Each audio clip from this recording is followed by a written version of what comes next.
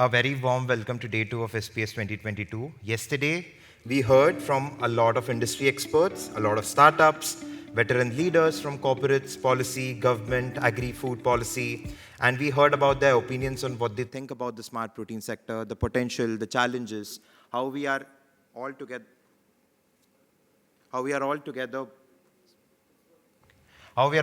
building this sector up, dealing with the maturity of the ecosystem coming together on various areas of supply chain, understanding the theory of change, and then obviously collaborating to deliver on solutions.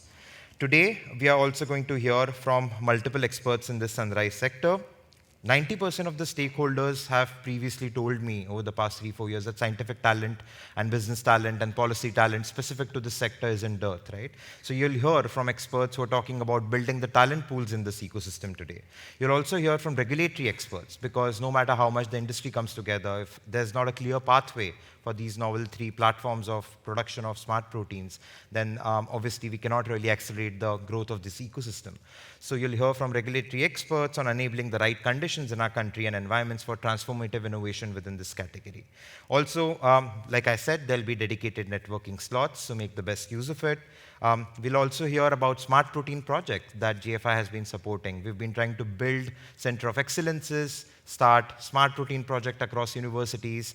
More than 650 universities had participants in a smart protein challenge over the past 2 years. So we've been really trying to stimulate that ecosystem all over India. You'll hear more about that in a dedicated session. We'll also hear about smart protein corridors, how we are forming partnerships, strategic partnerships between countries which have more mature ecosystem regulations, research and development. How can we make the best use of that for our country and create collaborative pathways within those corridors.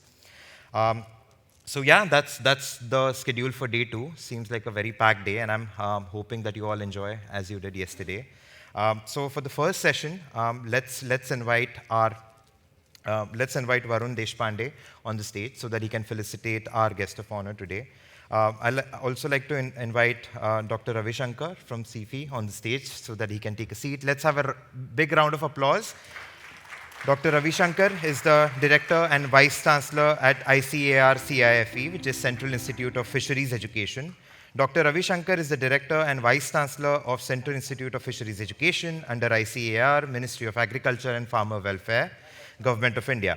Earlier, he was the Director of ICAR Central Institute of Fisheries Technologies, Cochin, between 2014 and 21.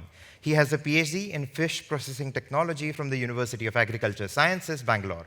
He chairs the Scientific Panel on Fish and Fish Products for FSSAI, Ministry of Health and Family Welfare, Government of India, and many key government agencies, including being a member of important committees in many government organizations like ICAR, NABL, FSSAI, BIS, LDCL, DFRL, DBT, MOFP, and MPDA.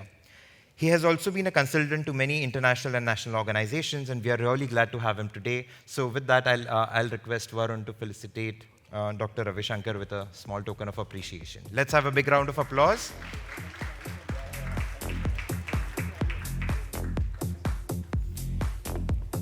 Fantastic.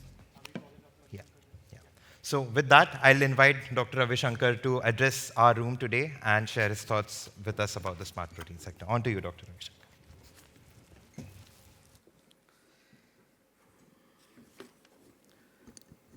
Good morning to everyone. First of all, I'd like to convey my greetings on behalf of Central Institute of Fisheries Education, Mumbai, to everyone here. And I'd like to thank GFI for inviting me to this food summit. I think this is the first time I'm meeting, very diverse people here, because we have been attending conferences, seminars, mostly based on fisheries. Happy to be here, meeting, people from different fields, especially working in the area of foods and science and technology. For somebody who is not aware of this, we are part of Ministry of Agriculture and Farmers Welfare, Government of India. Under that, the research is under the Indian Council of Agriculture Research, based here in Delhi. Our headquarters is in Krishi Bhavan. Under that, we have 109 institutes working on different commodities. When I say agriculture includes animal husbandry, dairying, fisheries, engineering, all this. So we have IRI based in Pusa. Then we have a Dairy Institute. There are 4 deemed universities under this. One is IRI based in Delhi. Other one is the Indian Veterinary Research Institutes in Izzatnagar. Then National Dairy Research Institute in Karnal. And Central Institute of Fisheries Education in Mumbai, where I represent. And we have been associated with JFI, and we have a project running in our institute on cultured meat, okay? Just briefly about our institution. We are a university where we don't offer the undergraduate program. It is the master's and the PhD. And we have 11 disciplines in fisheries. Anywhere, talk about aquaculture, talking about genetics, biotechnology, nutrition, physiology, everything about fisheries. Then we have also on fisheries resource management, post-harvest technology, harvest technology, and the end of the day, the social sciences. So we offer courses on these special 11 disciplines, and our headquarters is in Mumbai, and we do have centers in 5 states, one in Haryana, one in Bihar, West Bengal, Andhra Pradesh, and Madhya Pradesh. So what we do is, there are 30 fisheries colleges in the country. They're all under the state agriculture universities, where they do the BFSc program, that is Bachelor of Fisheries Science. Then they do their masters also there itself. But the cream, the top students of the graduates come to CIFE Mumbai, and they do the masters, and then they continue their doctoral program. Then from there, they get into either research as scientists in our own National Agriculture Research System, or they get into the universities as faculty. They get into as assistant professors. The starting is assistant professors. Or they get into the industry. They get into the private industry. They start their own. Nowadays, a lot of entrepreneurship developments are going on. The government is also supporting so much of startups and all that. So over the period, if I share my experience, earlier it used to be very 1-2% only getting into the private business. Now nearly 10% are getting into that. That's a big jump. So people are not looking for government jobs anymore. So people are becoming entrepreneurs. They're starting their own startup companies and all that. That's what is happening. And fisheries, I don't have to tell you, it is one of the best sectors. I think among all the sectors, the fastest growing sector is fisheries. That's why the government of India has, identified that and started a ministry in 2019. Before that, we were part of the animal husbandry, dairying. We used to be in that department. Now, keeping the importance of fisheries, there is a ministry, there is a separate minister, and there is a Department of Fisheries, okay, under the Ministry of Agriculture. And we contribute nearly 1.23% to the national GDP, and nearly 6-7% to the agriculture GDP. And our exports are nearly $7.5 billion US dollars. So you can see over the period in the past couple of decades, the contribution of fisheries sector to the economy is tremendous, and it is unparalleled. And when I'm talking about the sector growth, earlier it used to be mostly capture fisheries based on the coastal states.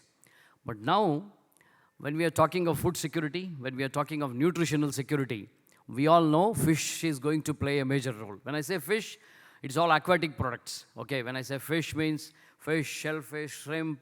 Seaweeds is another major. I was just talking to my colleague from ICT. When we are also talking about the smart protein, or we are talking of cultured meat and all that, definitely fish, aquatic products going to play a major role.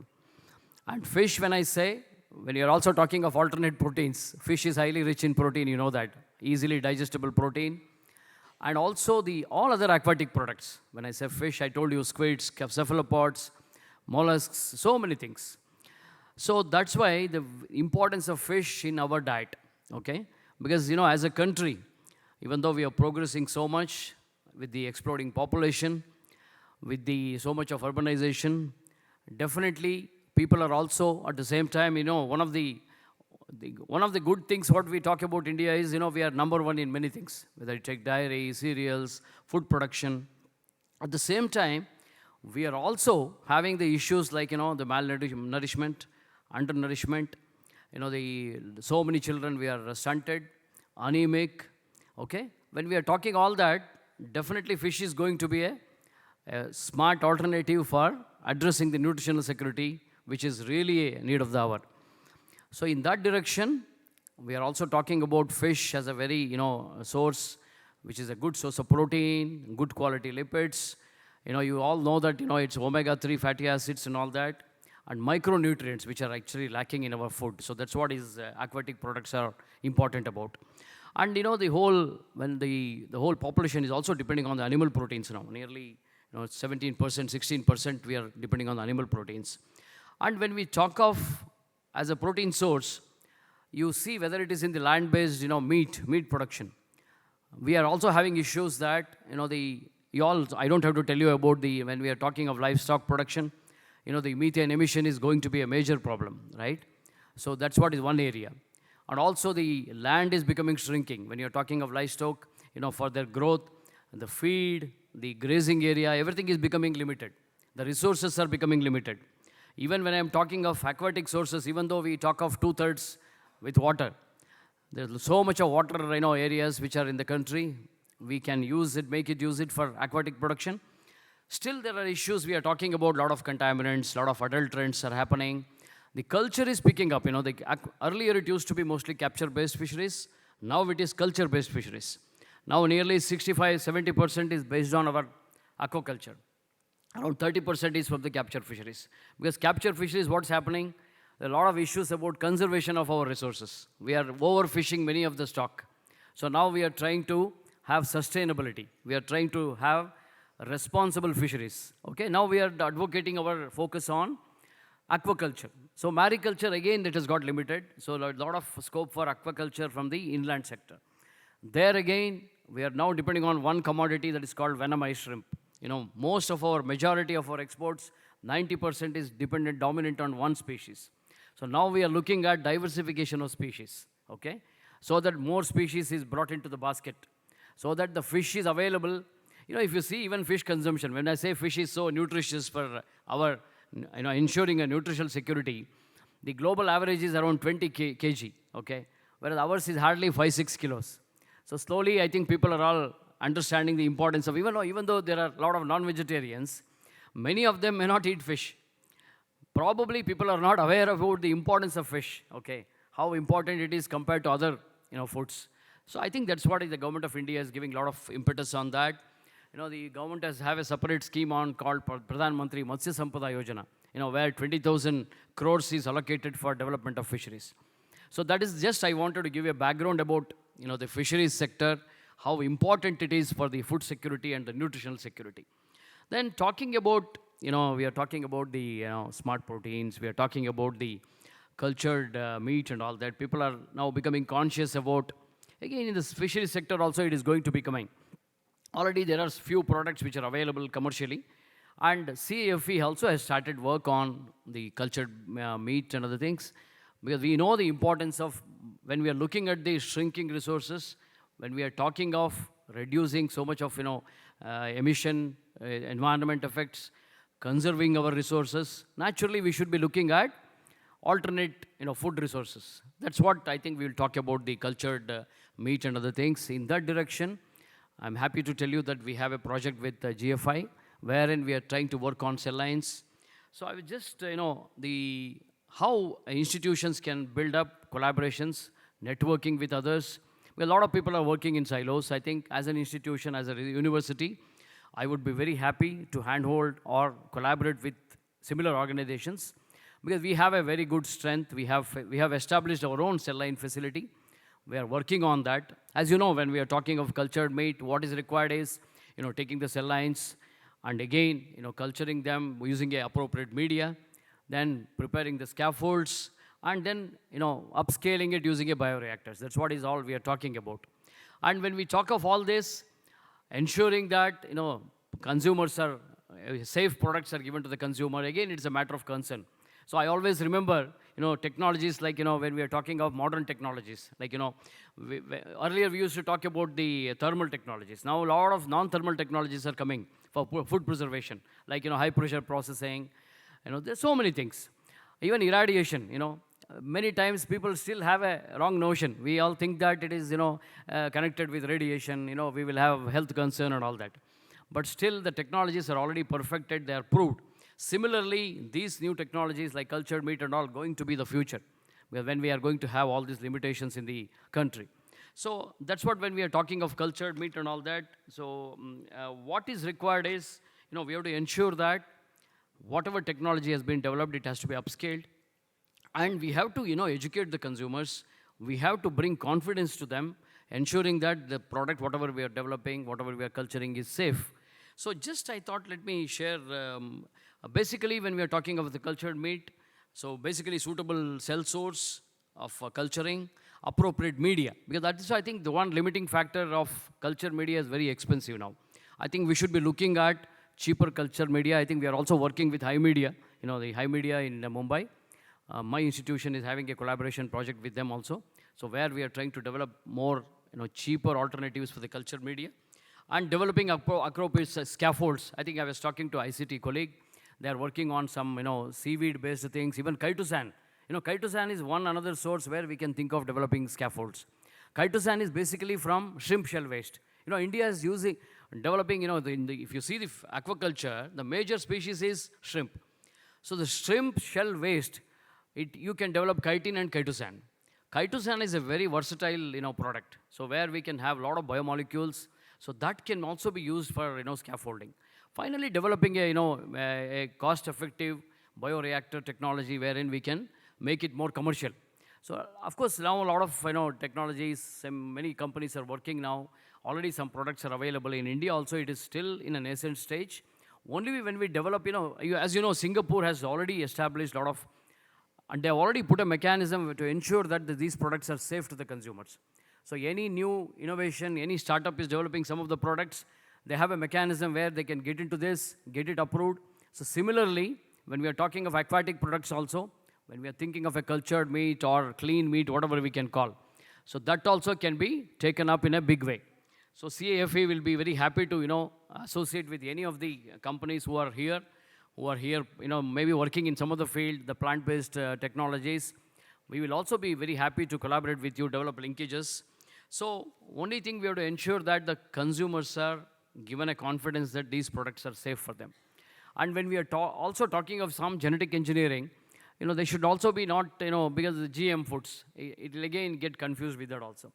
So I think already FSSAI has put up as, standards for that. I'm also in the scientific committee of the FSSAI. So this topic also came into, discussion some time back on this cultured meat. So still we are in a nascent stage. So now we are also looking, FSSAI is also looking at it. So any company, like similarly how Singapore has developed a technique, anybody wants to that, you have to do the risk analysis. Any new product you are bringing to the market, you have to ensure that you do all the risk analysis, you do a proper research, and then demonstrate that it is safe, okay? So that's what I think we should be looking at. When I'm talking of any food, the adulterants, so many additives we are adding. So we have to ensure that, and also another major concern is the antimicrobial resistance. So that is also becoming a big issue. One health concept is now being talked about by the government. So that's what I think, these are all the areas we should be addressing.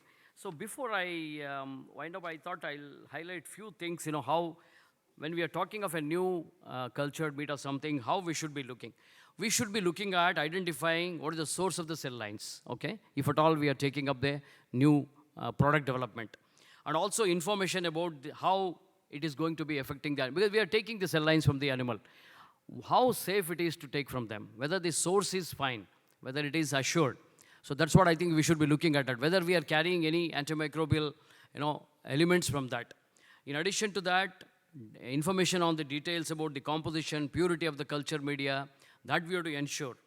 And also again, scaffolding material, how best it is, how it is easier, whether it can be upscaled, how we can take out from the scaffolding media and take it to the bioreactor. These are all the technologies I think we should be more perfecting. Then again, how the whole process, whether it is done aseptic way, so that we can ensure the safety to the consumers. So these are all some of the areas which, so end of the day, alternate meat production using the culture media has immense potential. When we are talking of limiting resources, when we are talking of alternate sources to addressing the nutrition security, So that's what I think we should be looking at. And I will just highlight some of the things what we are doing at CIFE. So basically, we have established a state-of-the-art facility for the cell culture research. And we have also developed a collaborative work with the GFI. And also, we are now signing an MOU with GFI India. In addition to that, we are also working on collaboration with High Media, as I said earlier. And we also have developed a collaborative work with Manchester University, Canada. We are now talking to them. So that's why I think we want to establish also a course. Now that's what we are signing an MOU with the GFI India, wherein we want to develop and establish a course along with Virginia Tech University, Blacksburg. So that's what we are now looking at it. So CIFE, GFI, and the Virginia Tech University will be coming out with an online course on this, the cell culture, the culture meat and all that. So that's what now we are trying to develop. And what we require is well-characterized muscle, cell lines, what we require. In addition to that, serum-free media and plant-based growth promoters for the scaffolds. That's where I think all the companies who are assembled here, they can help in developing the proper scaffolds for this. And also, tissue engineering, that is another technology I think we should be inculcating with that. Even in Singapore, you can see how they have established the whole mechanism. They brought in so many varied disciplines into that. That's how they may ensure that the whole technology is perfected. That's how they gave clearance for those products. I think in India also, when the new companies are coming up with these technologies, the new products, that has to get approved by FSSAI. FSSAI also should establish a mechanism like this, ensuring that all disciplines are interrelated so that we are on the ensuring that the safety to the consumers. And again, end of the day, there should be funding support because, when research needs a lot of investment, I think all these organizations should come forward to fund it. And we can't be working in silos anymore. I think this is the time we should be collaborating with each other. We should be linking with each other. So CIFE, even though we are focusing on aquatic products, fisheries, we will be open for any collaboration with any other similar food products. Once again, I would like to thank the GFI for this opportunity to share some of our experience. And all are welcome to CIFE Mumbai, okay? And we look forward for more strengthening our collaborations and have a good day. And I would like to thank, Place on Record, GFI, and all other organizers for organizing this food summit. I think this is the very need of the hour, very timely. I think we should be looking at more. Even I just would like to tell you, 17th Honorable Prime Minister, just before that, I think we were talking about some student startup entrepreneurs and all that. ICR is organizing a startup enclave in Pusa on 17th. I think if any of you are interested, you can just get into Pusa. So 17th is that conclave, and the Honorable Prime Minister is inaugurating that, okay? Where the government is giving so much of support for the entrepreneurship, especially in the agri sector. When I say agri, fisheries, dairy, everything gets included. So thank you very much for the opportunity and best wishes to everyone. And once again, thanking GFI for inviting CIFE to be part of this. Thank you.